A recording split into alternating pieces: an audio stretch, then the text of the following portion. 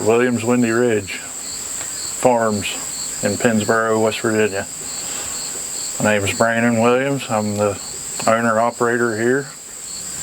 We go from small-scale farming, from dairy goats, meat rabbits, chickens for eggs and meat, ducks for eggs and meat, turkeys for meat, and we also raise a small-scale market garden.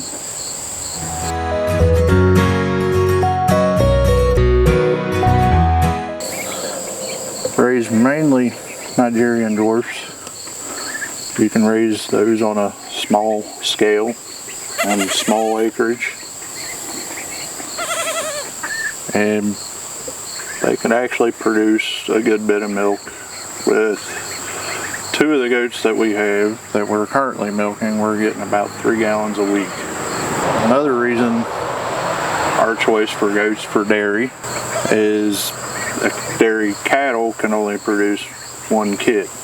The dairy goats can produce, especially the Nigerians, can produce 2 to, I think the record was 7 kids. We also have a Saanen, which is the Holstein of goats for dairy, and we also are getting Nubians and also working next year to add in the Boer goats for meat production. The goats are not a browser. They're more forage based, so they'll take care of your non-essential weeds and help build your pasture, unlike a cow will graze the ground, where the goats will only take the top few inches of the grass.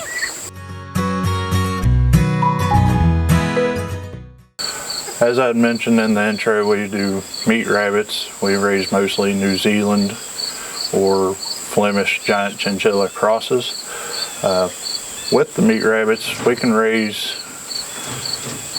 with 1 buck and 2 does in a year's time.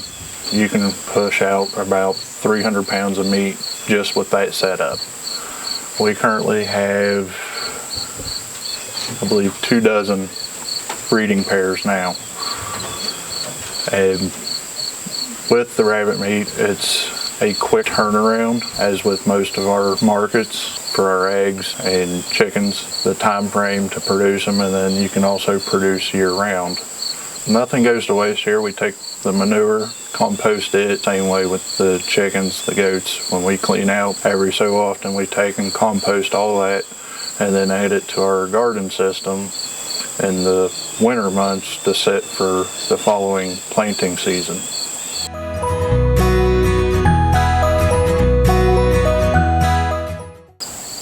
I start all of our plants from non-GMO seeds.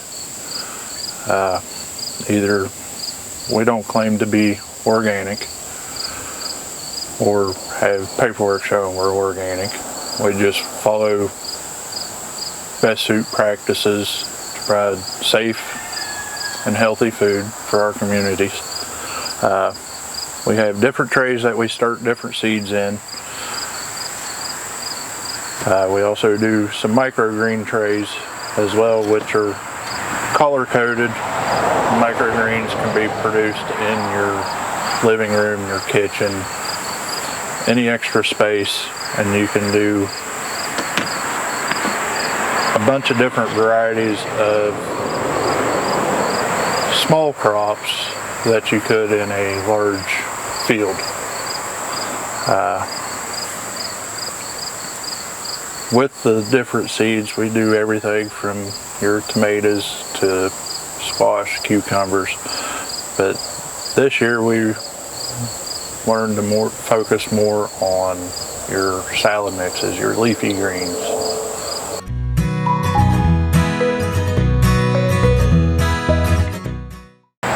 We started with all this year, more developing the market garden without any high tunnels. We grow out in the field without tractors. We use your basic hand tools from shovels to rakes, hoes, and we also set it up in bed systems. And what I mean by that is we do 30-inch beds with 18-inch walkways in between are able to produce almost the same amount as a conventional farm that plants in a single row system. I'd like to thank you for taking your time to check us out. If you have any more questions, love to answer them, or come out and visit.